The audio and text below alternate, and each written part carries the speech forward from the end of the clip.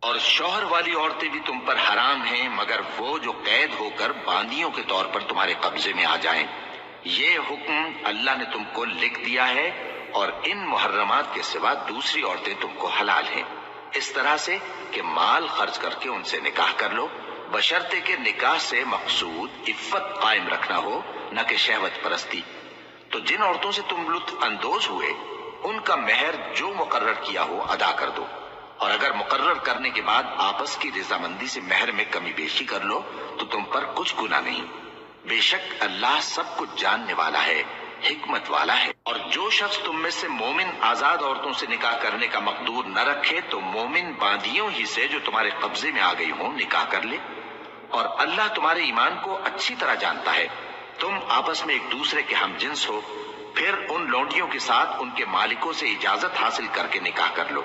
اور دستور کے مطابق ان کا مہر بھی ادا کر دو، بشرطے کہ وہ پاک دامن ہو، نہ ایسی کہ کھلم کھلا بدکاری کریں اور نہ درپردہ دوستی کرنا چاہیں۔ پھر اگر وہ نکاح میں آ کر بدکاری کا ارتکاب کر بیٹھیں تو جو سزا آزاد عورتوں کے لیے ہے اس کی آدھی ان کو دی جائے۔ یہ باندھی کے ساتھ نکاح کرنے کی اجازت اس شخص کو ہے جسے گناہ کر بیٹھنے کا اندیشہ ہو، اور یہ بات کہ صبر کرو تمہارے لیے بہتر ہے،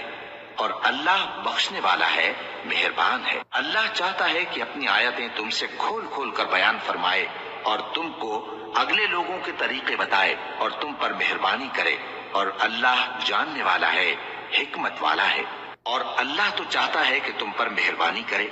اور جو لوگ اپنی خواہشوں کے پیچھے چلتے ہیں وہ چاہتے ہیں کہ تم سیدھے رستے سے بھٹک کر دور جا پڑو۔ اللہ چاہتا ہے کہ تم پر سے بوجھ ہلکا کرے، اور انسان طبعاً کمزور پیدا ہوا ہے۔ مومنوں، ایک دوسرے کا مال ناحق نہ کھاؤ۔ ہاں، اگر آپس کی رضامندی سے تجارت کا لین دین ہو اور اس سے مالی فائدہ حاصل ہو جائے تو وہ جائز ہے، اور اپنے آپ کو ہلاک نہ کرو،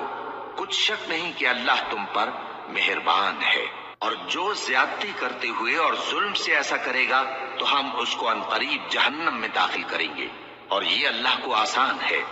اگر تم بڑے بڑے گناہوں سے جن سے تم کو منع کیا جاتا ہے پرہیز کرو گے تو ہم تمہارے چھوٹے چھوٹے گناہ معاف کر دیں گے اور تمہیں عزت کے مکانوں میں داخل کریں گے۔ اور جس چیز میں اللہ نے تم میں سے بعض کو بعض پر فضیلت دی ہے اس کی تمنا مت کرو۔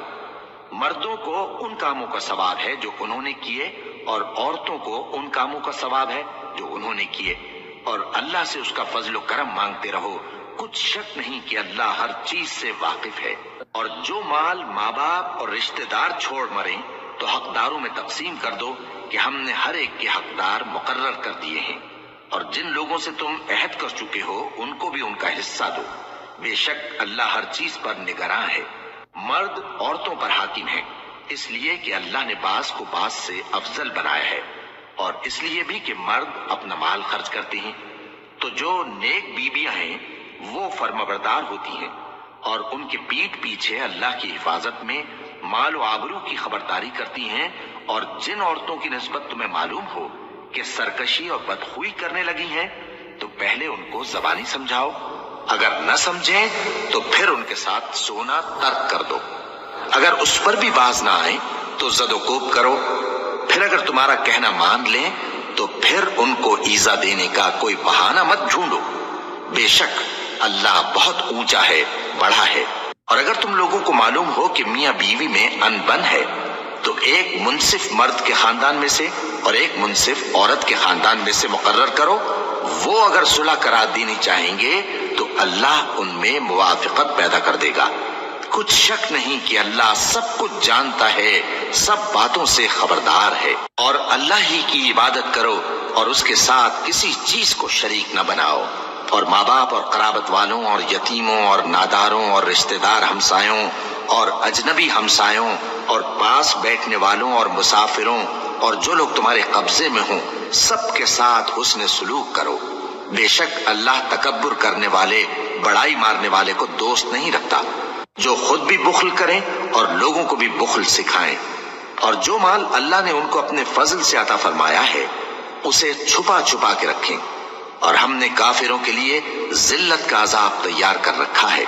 اور جو خرچ بھی کریں تو اللہ کے لیے نہیں بلکہ لوگوں کے دکھانے کو،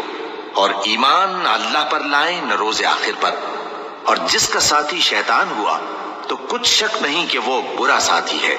اور اگر یہ لوگ اللہ پر اور روز قیامت پر ایمان لاتے